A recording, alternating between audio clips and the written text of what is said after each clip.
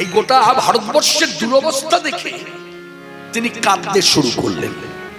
সেদিন সকলের চোখের জল একজনার চোখে, সেদিন সকলের বুকের বেদনা একজনার বুকে, সেদিন সকলের মুখের ডাক একজনার শ্রীমুখে।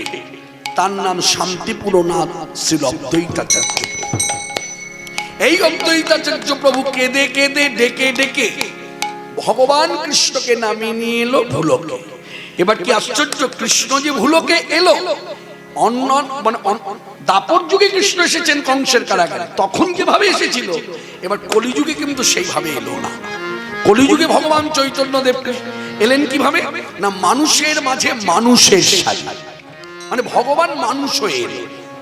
দাপর যুগে কিন্তু কৃষ্ণ মানুষ হয়ে আসেনি বলেই জানবেন মানবেন আপনারা যারা ভাগবতীয় কথা শুনে অভ্যস্ত, ভাগবতে শ্রীকৃষ্ণের জন্মলীলা বর্ণনা করেছেন ছিল সুকমণি ব্যাসাসনে বসে। আপনারা জানেন, শুনেছেন অনেকে। সেখানে বলা আছে কংসের কারাগারে কৃষ্ণ যখন এলো, তখন বসুদেব দেবকী হচ্ছে তার বাবা মা, মানে পিতা মাতা, তাদেরকে আশ্রয় করে কৃষ্ণ জন্ম নিল। কিন্তু কৃষ্ণ তাদের পুত্র সন্তান। আমরা জানি সচরাচর পুত্র সন্তান আমারও আছে, মানে সন্তান সন্ততি আমারও আছে, আপনারও আছে।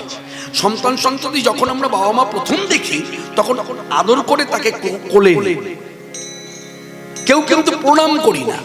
সেখানে ব্যতিক্রম বসুদেব দেবকী কংসের কারাগারে রীতিমতো অনন্ত কোটি ব্রহ্মাণ্ডের দেবদেবীরা যেভাবে কৃষ্ণকে দর্শন করে স্তুতি করেছিলেন, ঠিক একইভাবে বাবা মা হয়ে স্তুতি করেছিল।